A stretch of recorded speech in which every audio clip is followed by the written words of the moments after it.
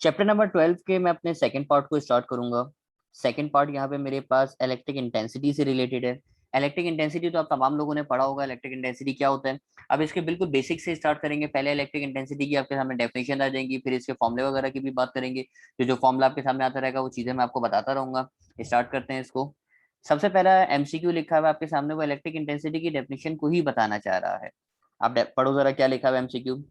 The space around any charge in which its influence could be felt by another charge placed there।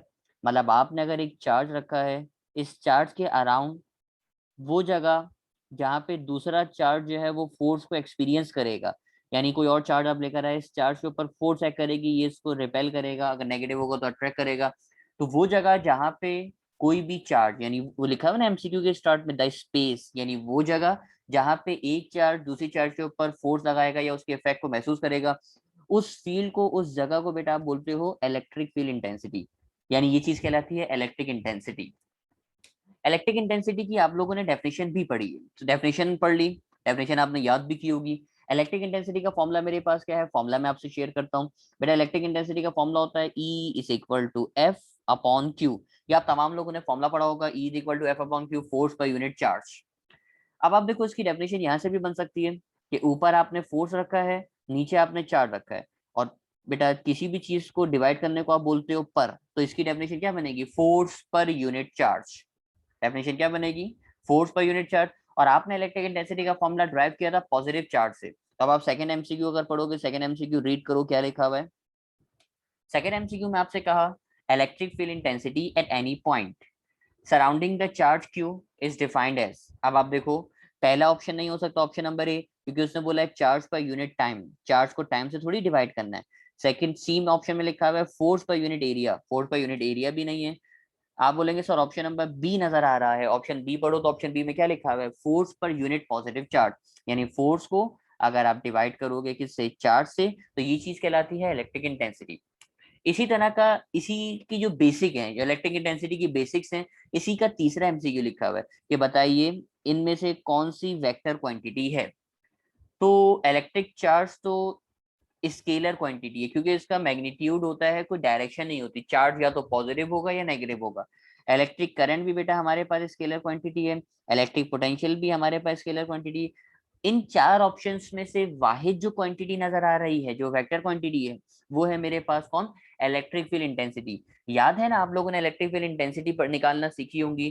Positive charge negative charge के लिए मैं जैसे लिखूंगा तो आपको रिकॉल भी हो जाएगा, आपको याद भी आ जाएगा आप लोगों ने क्या पढ़ा हुआ है।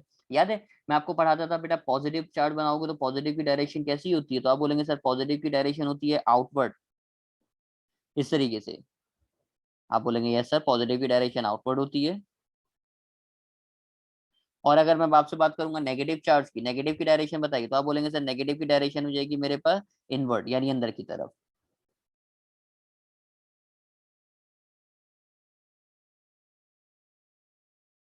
ये नेगेटिव चार्ज की डायरेक्शन होगा, तो यानी इसकी डायरेक्शन है। पॉजिटिव के लिए जो डायरेक्शन होती है मेरे पास, वो मैंने आपको लिख के दिखाई सर, पॉजिटिव के लिए डायरेक्शन है आउटवर्ड। नेगेटिव के लिए डायरेक्शन लिख के दिखाई, नेगेटिव के लिए इनवर्ड यानी अंदर की तरफ। ये डायरेक्शन हो गई। तो अब इलेक्ट्रिक फील्ड इंटेंसिटी की तीन बेसिक एमसीक्यू हो गए, इन्हीं बात को मैं अब आगे बढ़ाऊंगा, और आगे इसके इससे रिलेटेड मजीद एमसीक्यू को देखते हैं। एमसीक्यू नंबर 4 देखते हैं। एमसीक्यू नंबर 4 में क्या कहा आपसे,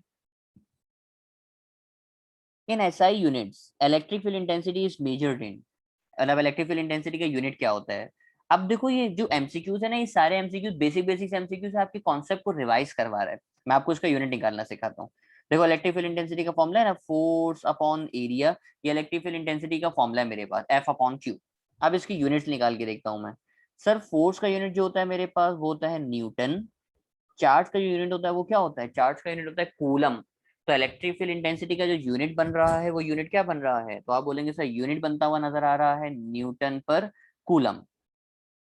यही कूलम अगर यहाँ से ऊपर जाएगा तो ये बन जाएगा न्यूटन कूलम इनवर्ट, यानी NC-1। तो इसका करेक्ट आंसर हो जाएगा बेटा ऑप्शन नंबर डी, यानी न्यूटन पर कूलम, यानी NC-1। तो ये इसका यूनिट हो गया, यानी एमसीक्यू नंबर 4 का जो करेक्ट आंसर हुआ वो करेक्ट आंसर हो गया ऑप्शन नंबर डी। जबकि फिफ्थ एमसीक्यू में आपसे बोल रहा है the electric field lines are dash. यानी इलेक्ट्रिक लाइन जो मैंने अभी थोड़ी देर पहले बनाई थी ना, पॉजिटिव के लिए ये रही, पॉजिटिव के लिए आउटवर्ड है, नेगेटिव के लिए इनवर्ड है। अब ये चार ऑप्शन जो नजर आ रहे हैं इसमें से कौन सा ऑप्शन आप सेलेक्ट करोगे एमसीक्यू नंबर 5 में? मैं ऑप्शन आपको करेक्ट सेलेक्ट करवाना सिखाता हूँ। क्या आपकी इलेक्ट्रिक लाइंस स्ट्रेट थी? बेटा अगर स्ट्रेट लाइंस होती तो ऐसे बनी हुई होती, ऐसे तो नहीं बनी हुई थी, यानी स्ट्रेट नहीं हो सकती। क्या पैरेलल थी? बेटा यही लाइंस पैरेलल कहलाती हैं, यानी पैरेलल भी नहीं है। अब डायरेक्शन जो हमें नजर आ रही है, जिस तरह की डायरेक्शन आप देख रहे हो पॉजिटिव चार्ज के लिए, नेगेटिव चार्ज के लिए, ये जो दो डायरेक्शन आपको नजर आ रही है, ये बनी हुई है आउटवर्ड, ये बनी हुई है इनवर्ड। इस तरह की जो इलेक्ट्रिक लाइन की डायरेक्शन होती है बेटा इसको आप बोलते हो रेडियल। रेडियल का मतलब होता है यानी अपवर्ड, ऊपर की तरफ देखोगे यानी अपवर्ड है तो अपवर्ड स्ट्रेट जा रहा है, डाउनवर्ड देखोगे तो डाउनवर्ड स्ट्रेट जा रहा है, राइट पे है तो राइट की तरफ स्ट्रेट जा रहा है, लेफ्ट है तो लेफ्ट की तरफ स्ट्रेट जा रहा है, यानी हर डायरेक्शन में स्ट्रेट होता है। तो ये रेडियल डायरेक्शन को शो करता है। यही एमसीक्यू, एमसीक्यू नंबर 5 और फिर एमसीक्यू नंबर, आगे बढ़ते हैं एमसीक्यू नंबर 6 देखिए। The electric lines always and at a dash. अच्छा ये थोड़ा सा अजीब सा एमसीक्यू है कि इलेक्ट्रिक लाइन जो है वो always ends at a dash, कहाँ पे जाके एंड होती है? अब ये बात थोड़ी सी समझाने वाली। अगर मैं दो चार्ज रखूँ ना आपके सामने, एक चार्ज मैंने रखा पॉजिटिव, एक चार्ज मैंने रखा नेगेटिव।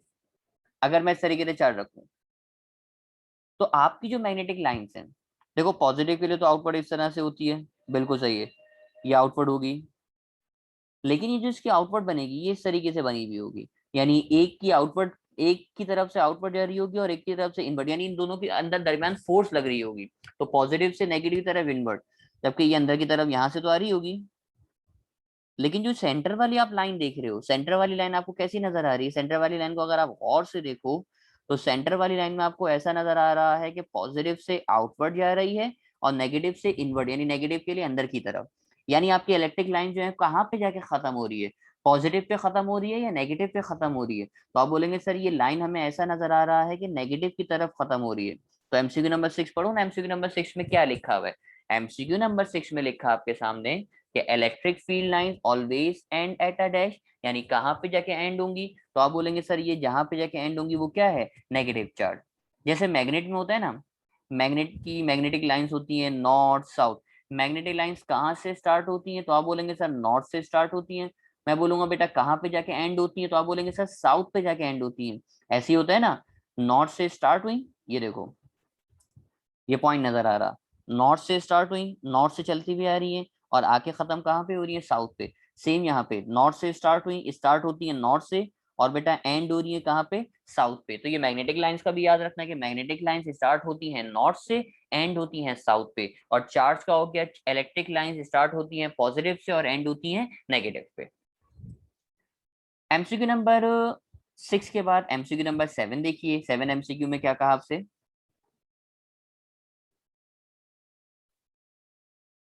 एमसीक्यू नंबर 7 में कहा which of the following can be deflected by electric field. Sorry, which of the following can be deflected, हाँ इनमें से कौन सा इलेक्ट्रिक फील्ड में डिफ्लेक्ट होगा?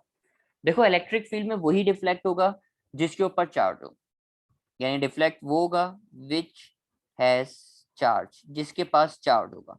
अब आप चार्ज देख लो, देखो एक्स रेज के पास कोई चार्ज नहीं होता, इलेक्ट्रोमैग्नेटिक रेडिएशन है। न्यूट्रॉन पे तो कोई चार्ज होता ही नहीं है, तो है ही न्यूट्रल। गामा रेज पे कोई चार्ज नहीं होता क्योंकि ये भी न्यूट्रल इलेक्ट्रोमैग्नेटिक रेज हैं। जो चार्ज होता है वो बीटा पार्टिकल पे होता है, आपने पढ़ा है ना, बीटा इलेक्ट्रॉन अगर होगा तो नेगेटिव चार्ज होता है। इसका मतलब बीटा पार्टिकल जो है वो क्या करेगा? डिफ्लेक्ट करेगा। तो अब आपको एमसीक्यू के लिए याद रखना है कि डिफ्लेक्ट वही करेगा कि जिसके पास क्या है? चार्ज है, यानी जो डिफ्लेक्ट करता हुआ यहाँ पे नजर आ रहा है वो है मेरे पास बीटा पार्टिकल। एमसीक्यू नंबर 7 के बाद आगे बढ़ते हैं एमसीक्यू नंबर 8 की तरफ। एमसीक्यू नंबर 8 पे आइएगा। एमसीक्यू नंबर 8 देखिए क्या लिखा हुआ है। An electric charge at rest produce dash, यानी आपका इलेक्ट्रिक चार्ज अगर रेस्ट पे है तो वो क्या प्रोड्यूस करेगा? ये बात आपसे बोल रहा है, मतलब चार्ज अगर रेस्ट पे है तो क्या प्रोड्यूस करेगा ये मुझे बताइए। तो बेटा आपका चार्ज जब भी रेस्ट पे होगा तो वो हमेशा इलेक्ट्रिक फील्ड प्रोड्यूस करेगा। ये बात आपने पढ़ी तो होगी लेकिन शायद याद ना हो, तो मैं चलो आपको बता देता हूँ।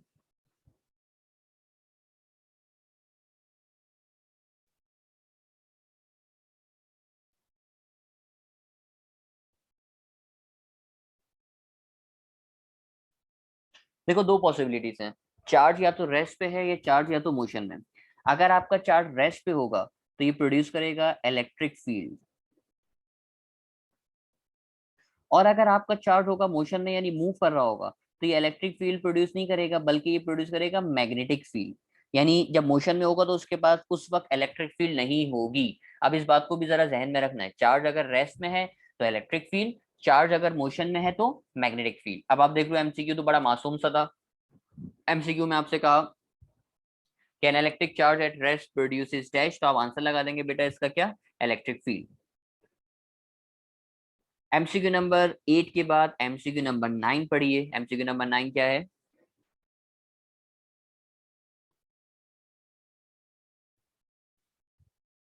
एमसीक्यू नंबर 9 में आपसे कहा था electric field is a vector quantity and is direction is dash. अब इसकी डायरेक्शन कैसे निकालेंगे?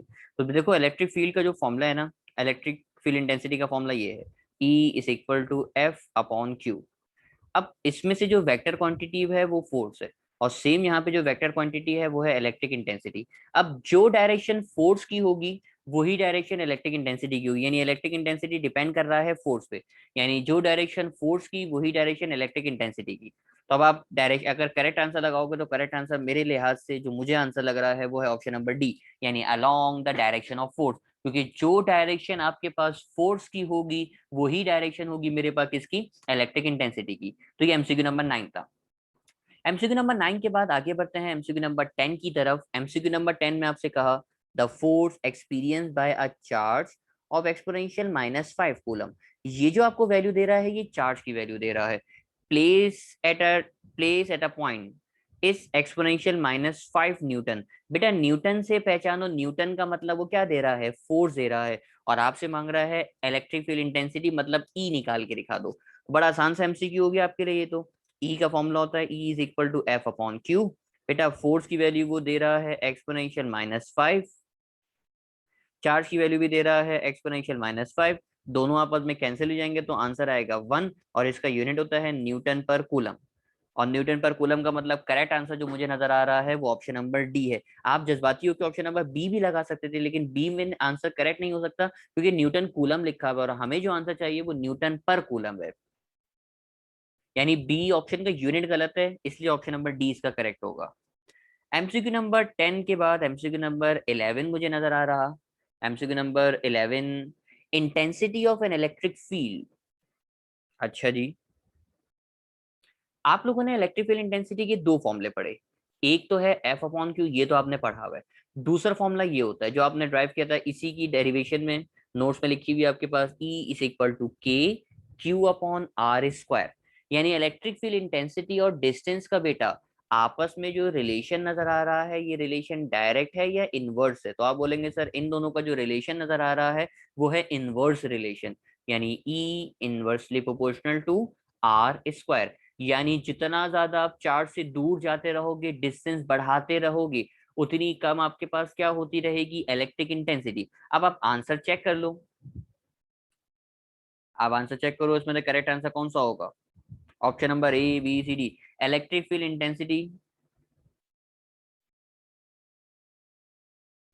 ऑप्शन नंबर ए इसका करेक्ट है, क्यों? क्योंकि उसमें लिखा हुआ है increases inversely as square of the distance, यानी इनवर्स रिलेशन की बात कर रहा है। इनवर्सली भी आ रहा है, देखो इनवर्सली तो बी में भी आ रहा है, डी में भी आ रहा है, लेकिन उसमें स्क्वायर नहीं आ रहा। तो correct answer option number A होगा क्योंकि उसमें लिखा हुआ है increase inversely as square of the distance.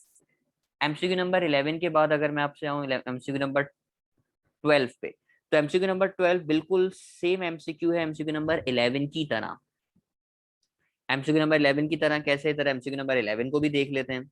MCQ number 11 को देखो आप जरा, उसमें लिखा हुआ है कि eight infinite distance from an electric field the electric intensity will be dash. देखो मैंने अभी आपको थोड़ी देर पहले बताया कि भाई इलेक्ट्रिक इंटेंसिटी और डिस्टेंस का आपस में जो रिलेशन है वो रिलेशन कैसा है, इनवर्स रिलेशन। अब वो मुझे बोल रहा है कि डिस्टेंस कैसा हो गया, इनफाइनाइट हो गया। अगर आप इनफाइनाइट डिस्टेंस पे चले जाओ, यानी चार्ज को आपने यहाँ पे रखा और चार्ज से आप बहुत दूर चले जाओ इनफाइनाइट डिस्टेंस पे, यानी आर की वैल्यू बेटा अगर आप इंफिनिटी कंसीडर कर लो कि आप इनफाइनाइट डिस्टेंस पे जा रहे हो ना, और इनफाइनाइट डिस्टेंस का मतलब क्या है कि अगर आप आर की वैल्यू को इनफाइनाइट कंसीडर करोगे तो ये देखो जरा, अब फॉर्मूला क्या बनता रहेगा, ये हो जाएगा E इनवर्सली प्रोपोर्शनल 1 अपॉन बेटा आर स्क्वायर की जगह पे हो जाएगा इन्फिनिटी, और इन्फिनिटी का स्क्वायर करोगे तो वो भी इन्फिनिटी होता है। और किसी भी चीज को बेटा आप लोगों ने पढ़ा है, किसी भी चीज को अगर इन्फिनिटी से डिवाइड करते हो, किसी भी चीज को इन्फिनिटी से डिवाइड करते हो तो उसका आंसर क्या हो जाता है, उसका आंसर हो जाता है जीरो। यानी इलेक्ट्रिक फील्ड इंटेंसिटी बेटा किसके बराबर हो जाएगी, इलेक्ट्रिक फील्ड इंटेंसिटी बराबर हो जाएगी जीरो के। यानी अगर डिस्टेंस इनफाइनाइट होगा तो जो इलेक्ट्रिक फील्ड इंटेंसिटी होगी, उसने बोला ना इलेक्ट्रिक फील्ड इंटेंसिटी बताओ, यानी इलेक्ट्रिक फील्ड इंटेंसिटी क्या हो जाएगी, जीरो हो जाएगी। कॉमन सेंस की बात है ना, आपने चार्ज को यहाँ पे रखा, चार्ज से करीब खड़े हुए हो तो उसकी इंटेंसिटी है, थोड़ा सा दूर गए तो इंटेंसिटी है, लेकिन अगर आप इंफिनिटी पे चले गए, बहुत दूर चार्ज से चले गए, तो चार्ज की कोई इंटेंसिटी होगी नहीं, यानी चार्ज की इंटेंसिटी जीरो हो जाएगी। तो इस तरीके से भी कर सकते हो, ये भी आसान था। एमसीक्यू नंबर 12 के बाद MCQ number 13, electric lines of force. Electric lines of force बेटा कभी भी आपस में इंटरसेक्ट नहीं करती, नेवर इंटरसेक्ट। यानी अगर पॉजिटिव चार्ज की इलेक्ट्रिक लाइंस है ना, कभी भी ऐसा नहीं होगा पॉजिटिव लाइन बनी हुई है, ये चार लाइन बनी हुई थी, अगली लाइन ऐसे बन जाए, नहीं, अगली लाइन ऐसे बन जाए, नहीं, कभी भी इंटरसेक्ट नहीं करेंगी, चाहे इलेक्ट्रिक लाइंस हो चाहे मैग्नेटिक लाइंस हो, नेवर इंटरसेक्ट। और ये जो इलेक्ट्रिक लाइंस आपको नजर आ रही है ना, इसका कॉन्सेप्ट सबसे पहले किस साइंटिस्ट ने दिया, यही अगला एमसीक्यू, एमसीक्यू नंबर 14 पढ़ो। एमसीक्यू नंबर 14 में क्या लिखा हुआ है, एमसीक्यू नंबर 14 में लिखा हुआ है the concept of electric lines of force of first introduce by, किसने इंट्रोड्यूस किया, तो मैं आपको बताऊं बेटा, इसका करेक्ट जवाब है फैराडे ने। मतलब इलेक्ट्रिक लाइंस की सबसे पहले जिसने बात करी, उस साइंटिस्ट का नेम भी मेरे पास लिखा हुआ है, उस साइंटिस्ट का नेम है मेरे पास फैराडे। अगला MCQ, MCQ number 15, which of the following can not be the unit of the electric intensity, इसमें से कौन सा यूनिट इलेक्ट्रिक इंटेंसिटी का नहीं है। अब इलेक्ट्रिक इंटेंसिटी का यूनिट कौन सा नहीं है ये आपको मालूम करना है। देखो इलेक्ट्रिक इंटेंसिटी का एक फॉर्मूला तो ये है, E is equal to F upon q. इसकी मदद, चलो मैं डायरेक्ट यूनिट ही लिख देता हूँ क्योंकि आप लोगों को यूनिट्स याद होंगे, याद तो किया हुआ आप लोगों ने काम। एक यूनिट होता है इसका न्यूटन पर कूलम, एक यूनिट ये है। एक होता है इसका यूनिट वोल्ट पर मीटर, दो तो इसके यूनिट हैं। तो ये अब देख लो, अब यूनिट न्यूटन पर कूलम और वोल्ट पर मीटर आपको कहाँ नजर आ रहा है। अच्छा, अब तीसरा जो यूनिट इसका होता है, मैं तीसरा यूनिट भी आपको बताऊं। एक यूनिट पढ़ा है न्यूटन पर कूलम, एक यूनिट पढ़ा है वोल्ट पर मीटर। बेटा आप तमाम लोगों ने पढ़ा होगा जूल के बारे में, जूल किसके बराबर होता है, जूल बराबर होता है न्यूटन मीटर के। मुझे बताओ इस फॉर्मूले से देख के, जूल तो आपने मुझे बता दिया जूल बराबर है न्यूटन मीटर के, ये बताइए न्यूटन किसके बराबर हो जाएगा। तो आप बोलेंगे सर हम मीटर को लेफ्ट पे लाके क्या कर देंगे, डिवाइड कर देंगे, तो न्यूटन बराबर हो जाएगा newton is equal to joule per metre. बेटा ये जो न्यूटन नजर आ रहा है ऊपर की तरफ, यहाँ न्यूटन की जगह पे अगर आप वैल्यू को पुट करोगे, न्यूटन की जगह पे रखोगे जूल पर मीटर, और नीचे डिवाइड में क्या लिखा हुआ है, कूलम लिखा हुआ है, ये मीटर कूलम के पास आ जाएगा, तो यूनिट बन जाएगा इसका जूल पर कूलम, और साथ में हो जाएगा मीटर। यानी अब इसके तीन यूनिट तो मैंने आपको बना के दिखा रही जो बिल्कुल सही सही है। पहला यूनिट जो आप लोगों ने पढ़ा हुआ था न्यूटन पर कूलम, दूसरा यूनिट जो आप लोगों ने पढ़ा हुआ था वोल्ट पर मीटर, और तीसरा यूनिट मैंने आपको ड्राइव करके दिखा दिया। अच्छा ये यूनिट कौन से फॉर्मूले से आया, ये आया E is equal to F upon q से। ये यूनिट कहाँ से आया, तो ये यूनिट आया मेरे पास E is equal to V upon d से। ये यूनिट आ गया मेरे पास E is equal to V upon d, जबकि तीसरा यूनिट मैंने आपको ड्राइव करके दिखा दिया। तो यानी इसका मतलब जो यूनिट नहीं है वो है ऑप्शन नंबर डी, जूल पर कूलम। ये वाला यूनिट नहीं बन रहा है इलेक्ट्रिक इंटेंसिटी का। तो ये भी एमसीक्यू आसान ही था अगर आप समझ के इसको करते। एमसीक्यू नंबर 15 के बाद एमसीक्यू नंबर 16 देखिए क्या बोल रहा है। एमसीक्यू नंबर 16 में कहा which of the following is not a scalar quantity, मतलब स्केलर नहीं है, नॉट अ स्केलर का मतलब ऐसी क्वांटिटी बताओ जो इसमें से वेक्टर है। तो ये तो अब इतना आसान हो गया, टॉपिक ही वही चल रहा है इलेक्ट्रिक इंटेंसिटी का, तो इसमें से जो इलेक्ट्रिक इंटेंसिटी है वही आपके पास कौन सी क्वांटिटी है, ये क्वांटिटी है मेरे पास वेक्टर, क्योंकि उसने कहा ना वो बताओ जो स्केलर नहीं है, और जो स्केलर नहीं है तो इसका मतलब क्या होगी, वेक्टर होगी, और इलेक्ट्रिक इंटेंसिटी मेरे पास कौन सी क्वांटिटी है, वेक्टर क्वांटिटी है। अगला एमसीक्यू देखते हैं, एमसीक्यू नंबर 17, एमसीक्यू नंबर 17 देखिए क्या कह रहा है। Two point charges 10 microcoulomb are place 10 centimetre apart in air, what is the electric intensity at the mid point. आपने दो चार्जेस को बेटा रखा, ये रहा मेरे पास 10 माइक्रोकूलम, ये भी रहा मेरे पास 10 माइक्रोकूलम, आपके पास दो चार्ज नजर आ रहे, इसके दरमियान, अच्छा डिस्टेंस भी आपको बता रहा है, डिस्टेंस आपको बता रहा है 10 सेंटीमीटर, इसके दरमियान में इलेक्ट्रिक इंटेंसिटी मालूम करने को बोल रहा है। अब देखो इसके दरमियान में इलेक्ट्रिक इंटेंसिटी कितनी होगी ये मैं निकालना सिखाऊं। इसकी दरमियान में इलेक्ट्रिक इंटेंसिटी, क्योंकि देखो दोनों तरफ पॉजिटिव चार्ज है, लेफ्ट वाला पॉजिटिव के लिए इलेक्ट्रिक इंटेंसिटी राइट पर होगी और राइट वाले पॉजिटिव के इलेक्ट्रिक इलेक्ट्रिक इंटेंसिटी लेफ्ट पर होगी। यानी दोनों के दोनों एक दूसरे की इलेक्ट्रिक इंटेंसिटी को कैंसिल कर देंगे। यानी इस वक्त जो इसकी इलेक्ट्रिक इंटेंसिटी बनेगी वो क्या बन जाएगी, जीरो बन जाएगी। याद रखिएगा बेटा, कभी भी दो सेम चार्जेस हो, यानी चार्जेस ऑफ सेम मैग्नीट्यूड और सेम नेचर, यानी एक जैसे चार्ज हो, तो उनके दरमियान में इलेक्ट्रिक इंटेंसिटी हमेशा क्या हो जाती है, जीरो हो जाती है। तो correct answer option number C हो जाएगा। इसी तरह का एमसीक्यू एमसीक्यू नंबर 18 है, ये भी तो बड़ा आसान सा MCQ, force per unit charge. तो बेटा अभी अभी पढ़कर आया, फोर्स पर यूनिट चार्ज बराबर होता है इलेक्ट्रिक इंटेंसिटी के, मतलब ई के बराबर होता है। आगे लिखा हुआ है कि इलेक्ट्रिक इंटेंसिटी किस पे डिपेंड करता है, the magnitude of electric intensity does not depend upon, किस पे डिपेंड नहीं करता, तो बेटा वो डिपेंड नहीं करता, नेचर पे डिपेंड नहीं करता, नेचर ऑफ द मीडियम। और लास्ट लिखा हुआ है कि the quantity minus delta we upon delta represent electric intensity. ये मैं इंशाल्लाह पढ़ाऊंगा आपको पोटेंशियल डिफरेंस के टॉपिक में। तो ये इलेक्ट्रिक इंटेंसिटी के न्यूमेरिकल्स कंप्लीट हुए, लास्ट के बड़े आसान आसान थे तो जल्दी से कंप्लीट हो गए, तो टॉपिक मेरा कंप्लीट हुआ यहाँ पे।